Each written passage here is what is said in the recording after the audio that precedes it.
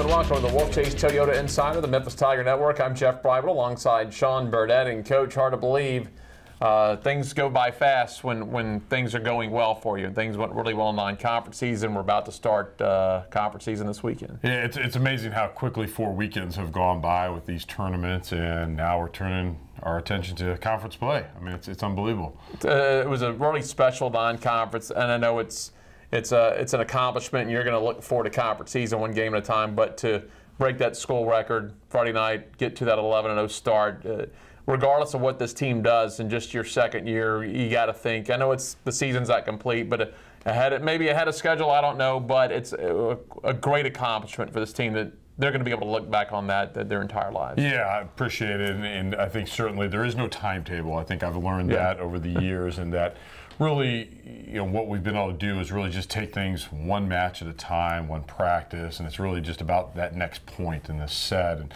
just kind of building. And everything we talk about is those building blocks, and we've talked about it numerous times in here. And I think, be able to kind of throw each weekend as a separate little mini season, as we said, and then just build upon the last one.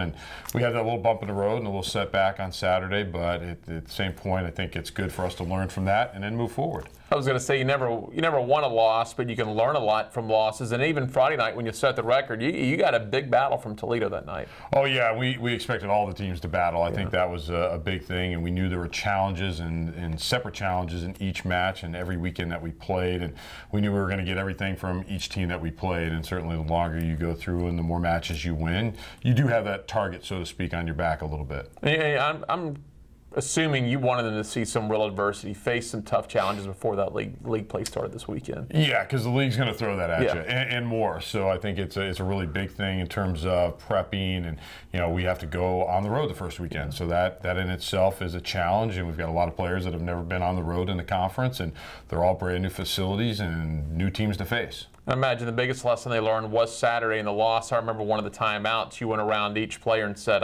I see 1-1-1. We need to play as a team. Not that they were being selfish or anything. I think everyone was trying to put the weight of the team on their shoulders and maybe get out of their element a little bit. Yeah, and I think that's where it's about giving and not really thinking internally about yourself. We talked a lot about it in practice today, and took some time out of practice to kind of talk about that and how do we be better as a group. And not everybody's going to function at the highest levels all the time, but it's a matter of who can pick up and who can help out and really rally the troops, so to speak.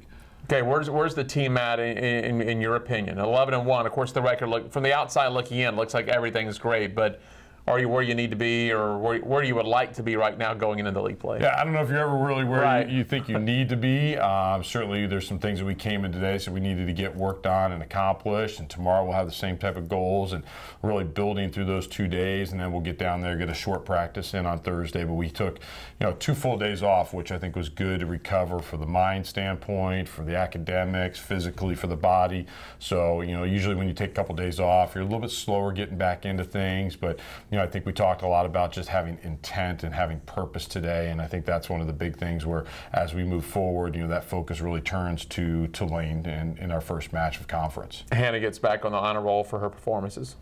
Did a great job. Certainly, she's bringing a lot of things to the table, from the attacking, the blocking, the serving, those pieces. We want to continue the leadership role with her, and I think it's really good that she doesn't have to do, everything out there. We've got other people that are capable of adding in points and serves, and, at the end of the day, she was all tournament, Gigi was all tournament. I think those are, certainly 2 very good spots for us in terms of a right side and outside. Gigi's played multiple roles this year as well, but it's not just about 1 or 2 people. For us, we need, kind of everybody to carry a little bit of a load and have that disbursement and kind of really be able to rely on different people at different times. I'm sure now that conference play begins this weekend, you've had some time to kind of look at the non-conference standings, see who's played who and why their record is either maybe better than you thought they'd be, the record's worse than you thought they'd be. What do you think about this league this year? Yeah, it's funny you mention that, because we actually talked a little bit about records, and you just go down the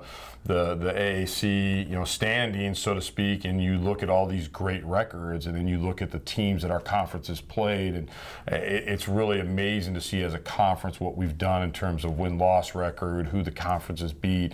It's truly a testament to coaches going out there and scheduling, and then really trying to prep their team for the conference season and get into that conference tournament at the end of the year. All right, you got Tulane on the road and Houston on the road to start off American Conference play. Yes, yeah, we'll get after it on Friday evening, and then turn our attention to Houston on Saturday and play them on Sunday, and then get back here and we'll be back home next week. We won't go into Houston because that's the second part of the road trip, and I know you're focused on the first one, but Tulane looks like they're playing pretty well. Very good, very physical team. They did a great job against LSU this past weekend.